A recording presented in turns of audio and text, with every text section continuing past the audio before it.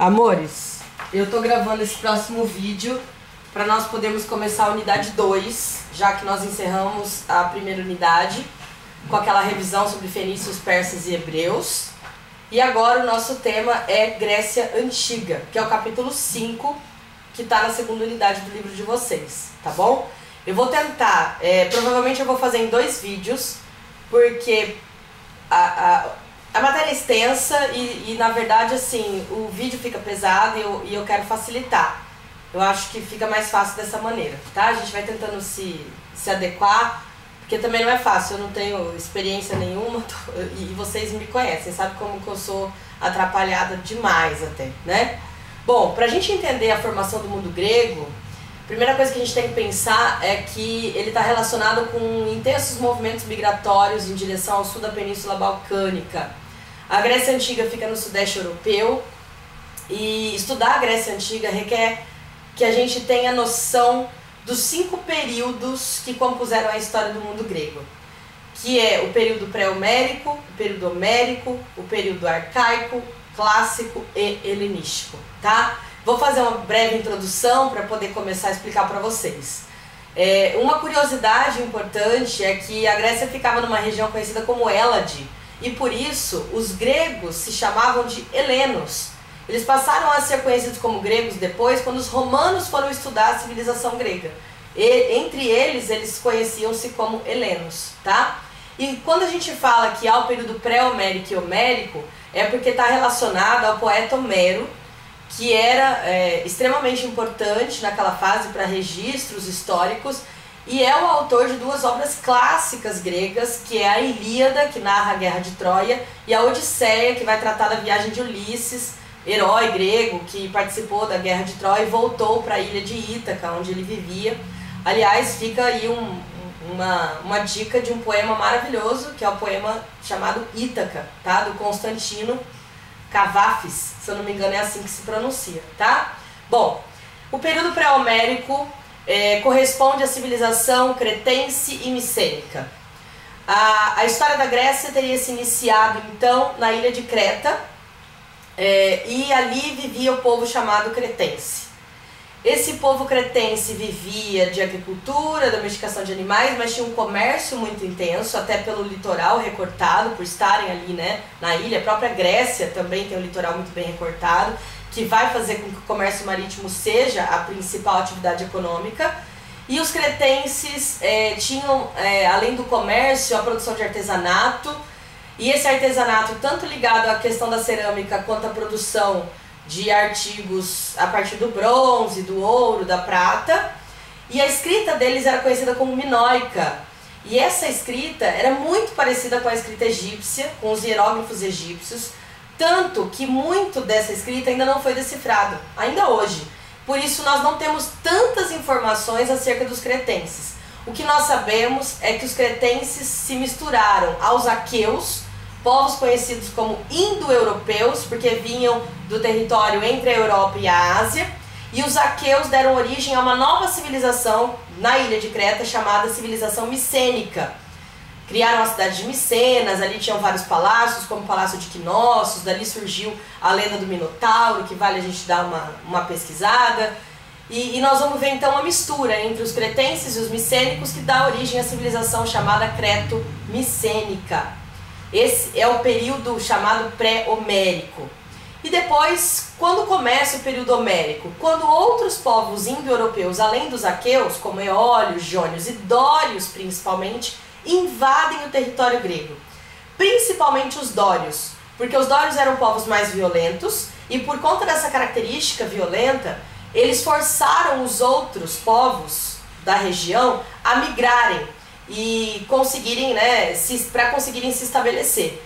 Isso corresponde à primeira diáspora grega. O que é diáspora? Dispersão. Eles vão se espalhar pelo território, tá bom? Esse período chamado de período homérico, quando há então a invasão dos povos indo-europeus, aqueus, eólios, jônios e dórios, os principais, tá? A partir daí a gente tem a origem do povo que nós conhecemos como gregos, mas que eles chamavam de helenos, tá? As suas culturas vão mesclar e nesse período organizam-se em grandes famílias. E essas comunidades são comunidades chamadas gentílicas porque são baseadas na cooperação. Nós chamamos então de genos ou genos para alguns. Os genos são formados por famílias que têm laços consanguíneos e cada qual tem um líder que é chamado de paterfamílias, que é o patriarca, sempre um homem escolhido, geralmente aquele que é considerado mais sábio. E cada genos, quando vai se unindo a outros genos, vão dar origem às chamadas frátrias. Quando essas frátrias se unem e se tornam maiores, elas vão crescendo populacionalmente falando, elas dão origem às tribos, que unidas também dão origem às chamadas demos. Tudo isso é comunidade gentílica. O que muda é o tamanho dessa comunidade. Todas elas baseadas na cooperação entre todos. Então, naquela fase não existia desigualdade social. O problema vem com o imenso aumento populacional. Por quê? Vai fazer com que o líder dos genos, ou das demos, se torne, então, aquele dono das terras, começa a surgir a propriedade privada, porque tem muita gente que não tem terra para todo mundo. Então o líder, o paterfamílias, acaba sendo privilegiado. Ele se torna então o dono das terras, das melhores terras. Aí surge um termo que vem lá da Grécia, que é aristói, por isso vem depois a aristocracia, poucas pessoas, né, que são, poucas não, perdão, são aquelas pessoas mais ricas, poucas pessoas no caso seria uma oligarquia, tá? Desculpa. E aí, esse líder dos genos vai privilegiar quem? Os seus parentes mais próximos. As demais pessoas vão ter que trabalhar para eles. Então surge a propriedade privada, surge a desigualdade. Percebemos então que houve uma desintegração, se desfaz essa comunidade gentílica, que força então a formação de cidades-estado, porque aí a gente precisa de um estado que estabeleça leis de convivência, normas de comportamento. A partir daí nós temos o fim do período homérico e o início do período arcaico, que é justamente a desintegração dos genos, das comunidades gentílicas e a formação das cidades-estado gregas, que nós também conhecemos como polis. Cidade-estado, como já vimos lá na Mesopotâmia, como vimos na Fenícia, eram cidades que tinham governos independentes. E no caso da Grécia, nós destacamos as duas principais, que conquistam ali a hegemonia, que significa poder, que é a cidade de Atenas e a cidade de Esparta. Nesse momento que se inicia o período arcaico, com a formação das polis gregas, nós temos também o início da colonização grega. Porque com o aumento populacional e a escassez de terras, eles se veem forçados a buscar novos territórios. E esses novos territórios se tornam também parte do território grego. As colônias gregas, elas tinham essa característica diferencial porque elas se tornavam uma cidade-estado grega também.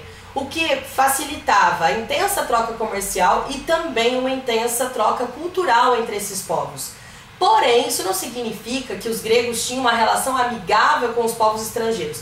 Inclusive, assim como os romanos também terão, eles terão muito preconceito com os povos estrangeiros e consideravam bárbaros todos aqueles que não falavam a sua língua nem tinham os seus costumes.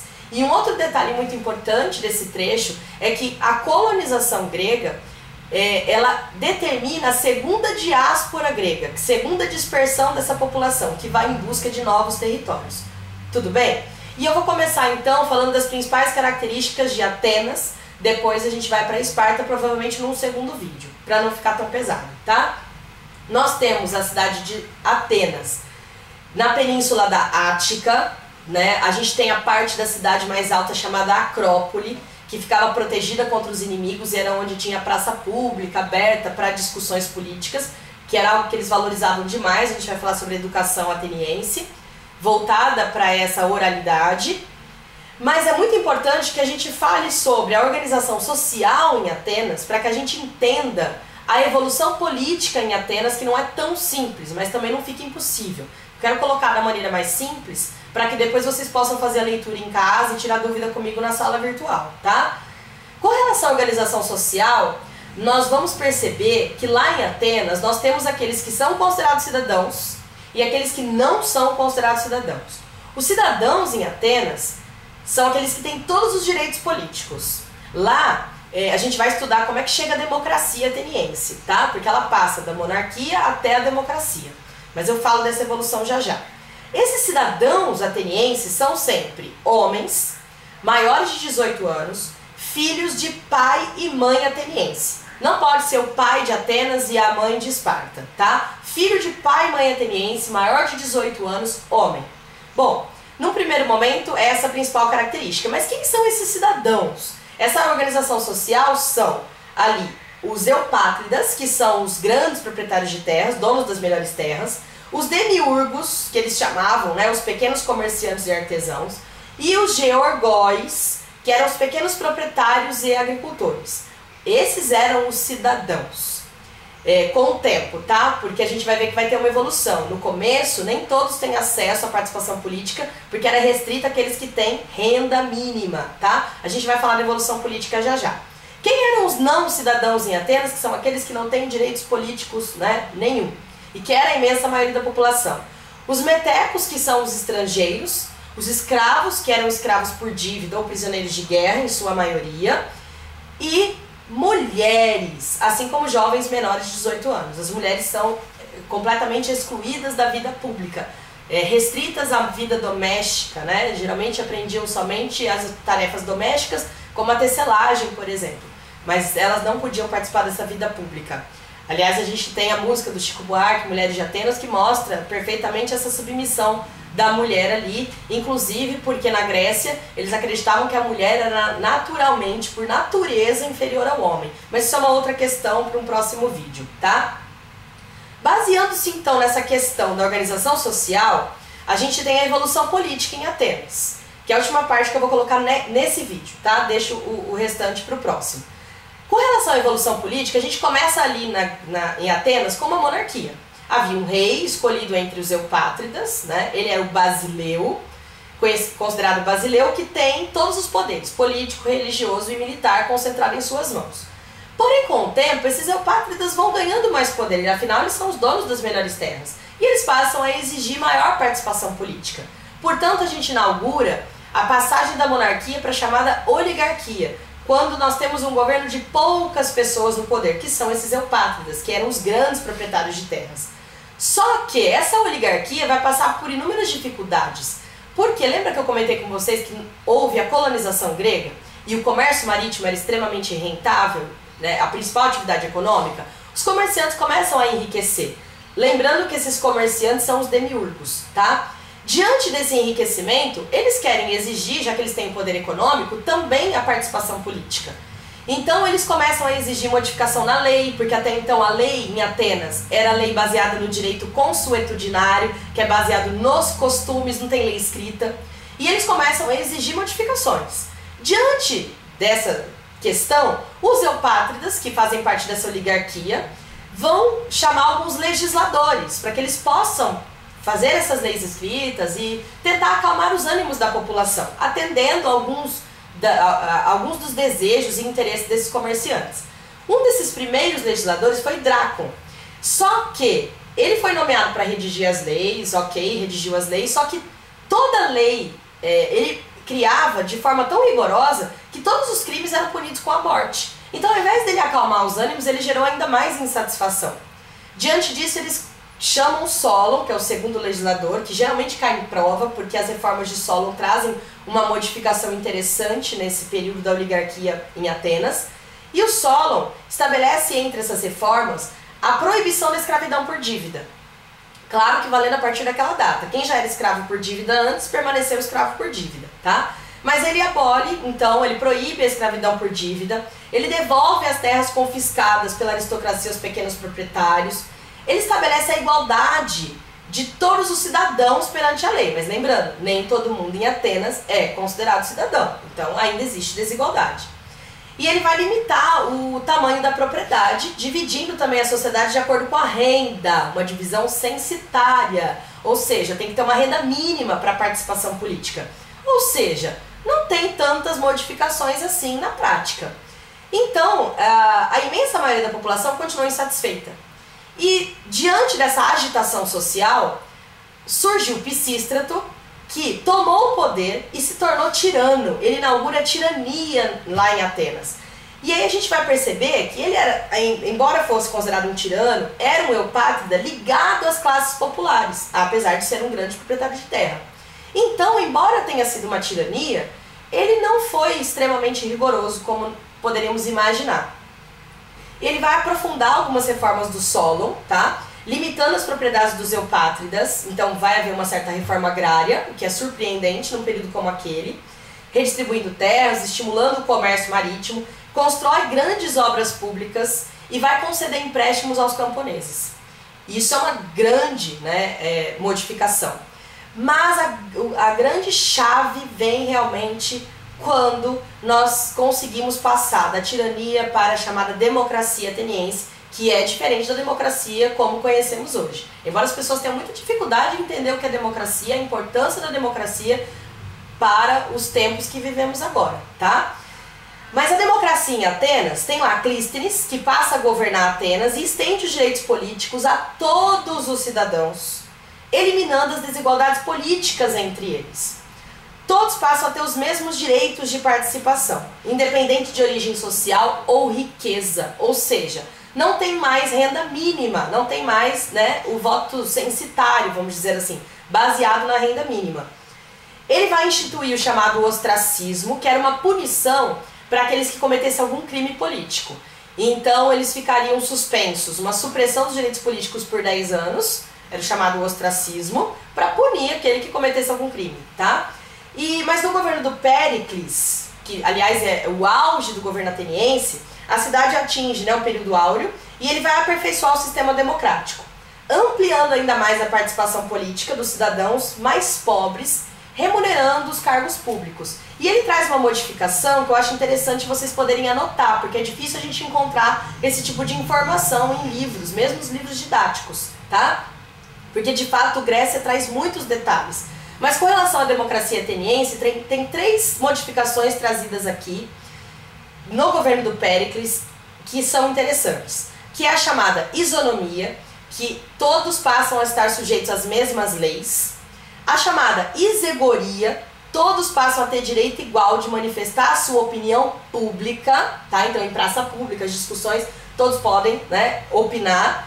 E a isocracia, o que significa isso? Todos têm direito de participar da administração pública e igualdade de acesso a cargos políticos. Eu fiz um esqueminha aqui, inclusive, para não esquecer de comentar isso com vocês, porque é extremamente importante, tá? E a democracia ateniense, ela é então uma democracia direta e representativa. Todo cidadão passa a ter direito de representar a si mesmo na chamada ágora, na praça pública, tá bom?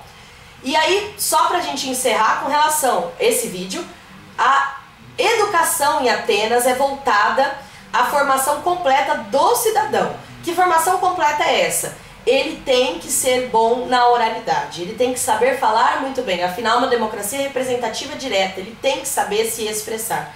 Lembrando que nem todo mundo é considerado cidadão. As mulheres não têm acesso à educação a não ser estudar com relação às tarefas domésticas, estão restritas à vida no lar, né? E era uma questão cultural, tá? Que a gente pode discutir num próximo vídeo. Eu vou encerrar esse vídeo então com Atenas e no próximo vídeo eu continuo o período arcaico falando de Esparta e aí eu caminho para o período clássico e o período helenístico para não ficar um vídeo tão pesado, tá bom, gente? Eu vou desligar a câmera agora, um beijo pra vocês e a gente vai se falando.